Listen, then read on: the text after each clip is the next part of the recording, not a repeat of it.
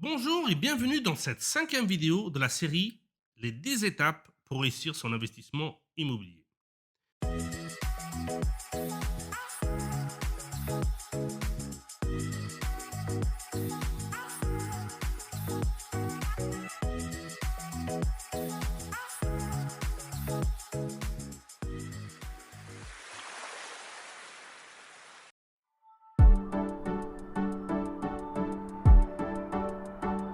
Une fois que vous êtes tombé d'accord avec votre vendeur, vous allez rentrer dans la phase de préparation de signature du compromis de vente. La première chose à réaliser, c'est de faire le point avec son notaire. Comparez le descriptif qu'il y a dans l'acte par rapport à ce que vous avez visité. Il faut que ça corresponde exactement. Et souvent, dans les actes anciens qui n'ont pas été mis à jour, il y a un décalage entre le descriptif et ce que vous avez visité. Vous pouvez envoyer des photos et une vidéo à votre notaire pour lui montrer les différences avec l'ancien descriptif. Ensuite, il y a plusieurs choses auxquelles il faut faire attention. Vérifiez s'il existe des servitudes de passage, de vue, de conduite cheminée, de réseau souterrain et toute autre sorte de servitude. Autre point important, attention au délai. Le délai de dépôt de dossier des banques, normalement, le délai de déposer des dossiers dans la banque est de 2 semaines, 15 jours. C'est beaucoup trop peu. Demandez qu'il y a entre 4 et 5 semaines à cause du délai nécessaire pour obtenir les devis des travaux. Parce que les entreprises mettent entre 2 et 3 semaines pour faire un devis.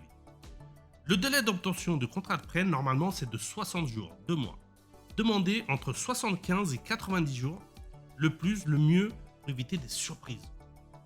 Le délai total pour la signature de l'acte authentique, normalement, c'est de 3 mois, c'est-à-dire 90 jours, mais demandez entre 105 et 120 jours pour être large et ne pas être en pression par rapport aux dates.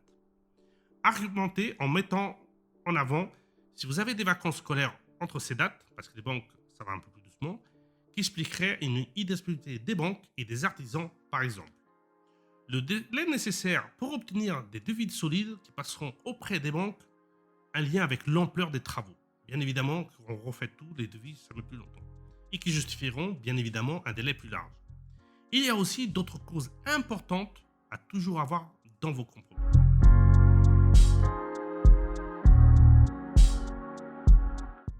La première, bien évidemment, c'est la clause d'obtention du crédit avec le montant d'achat, les frais et les travaux.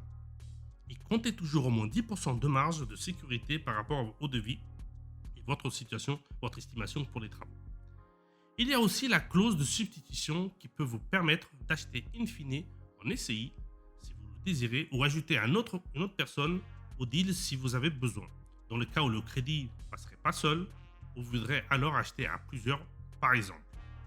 Il est aussi important d'inclure une clause pour dire que le bien doit être libre de toute occupation de personnes et de meubles. Ça vous évitera de vous retrouver à passer 3 jours à débarrasser les affaires du vendeur, délabrées après l'achat. Attention aussi aux clauses pénales concernant la non-obtention du crédit. Vérifiez que les conditions suspensives et le délai associé. Vous ne voulez pas payer après avoir à payer 10% ou même plus sur la somme du bien simplement parce que vous n'aurez pas eu le crédit pour acheter ce bien. Dans tous les cas, si vous faites appel à un bon notaire, et un bon notaire c'est celui-là qui est très réactif, il ou il voudrait être en mesure de vous guider concernant toutes les clauses importantes en fonction de votre situation. Lisez attentivement tout le compromis plusieurs fois avant de le signer. Vous pouvez aussi demander, bien évidemment, outre votre notaire, à votre entourage, et si vous faites partie d'un de mes programmes d'accompagnement, directement à moi ou à d'autres membres pour voir s'il n'y a pas des choses que vous aurez oublié de vérifier. Voilà, vous savez maintenant à quoi ressemble la phase de signature d'un compromis, les erreurs courantes à éviter de commettre sur certaines clauses qui est importante d'inclure dans celui-ci. Si vous souhaitez aller plus loin et obtenir encore plus de détails concernant la gestion d'un investissement immobilier, vous pouvez télécharger votre feuille de route de l'investisseur qui vous guidera étape par étape et de A à Z dans votre prochain investissement. C'est complètement gratuit Vous pouvez le télécharger simplement en cliquant sur le premier lien présent dans les descriptions juste en dessous de la vidéo.